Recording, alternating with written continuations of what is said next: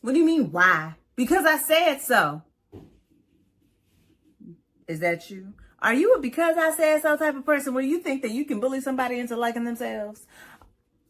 Because really the question is, how can we have a conversation with somebody who doesn't like themselves? How do we have a conversation with somebody who is bleaching? How do we have a conversation with somebody who is, tits deep, excuse me, in the whole colorism thing? Like, what do we do? How do we pull them out? How do we rescue them, as it were? Number one, you have to remember that you are not Superman. It's not your job to rescue anybody. But what you can do is have compassion. What you can do is be curious. Ask them actual, genuine questions about why they're doing what they're doing. What is the intention behind it? What impact are they hoping to have? And what impact do they actually have with you? How do we convince somebody to like themselves? Sometimes it takes us reminding them that they are likable. Sometimes it takes quite frankly, this is one of those moments where I'm going to say it takes a village. It takes a city. It takes a neighborhood, a city street, a household. It takes a community to lift people up. We allow people on the outside to tell us about ourselves and then wonder why the hell we have failed to figure out some of this stuff for ourselves. Self-love ain't self-taught, friend. In case you didn't know that. You can't lift yourself up by your bootstraps into liking yourself. But what you can do is shift your community and shift your gaze.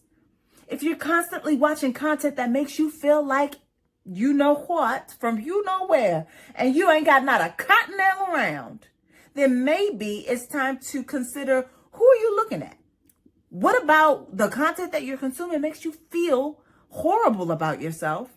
And what would you need to do differently so that you can lift yourself out as much as you can, but rather find some people who are ready, who got strong thighs and ready hands to help lift you.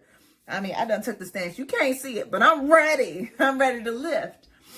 Some of the other suggestions that some awesome women gave was about making sure that we're asking people about where they are and where they like to start, right? That we are establishing the rules for engagement, particularly when we're having difficult discussions. And that we're reminding people that we are coming from a place of love, not blaming, and not superiority. Have some humility when you talk to people. Have some love when you talk to people and let them feel it. Be vulnerable. Maybe you tell them a little bit of something about you, and maybe you don't. But either way, you cannot beat somebody over the head into liking themselves. But you can invite them to see what you see. You can invite them to shift their gaze. You can invite them on a journey. And it is a journey because it's going to take time so that they can fully see themselves and see how wonderful they are. We've all been sipping this Kool-Aid.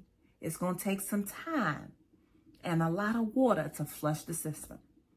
But go ahead and leave your suggestions in the comments. How would you help somebody to do something different? How would you have the hard conversation where you're noticing that somebody's doing something that you really just don't want them to be doing because it's harmful to them? How do you help somebody lift their self-esteem? All right, y'all.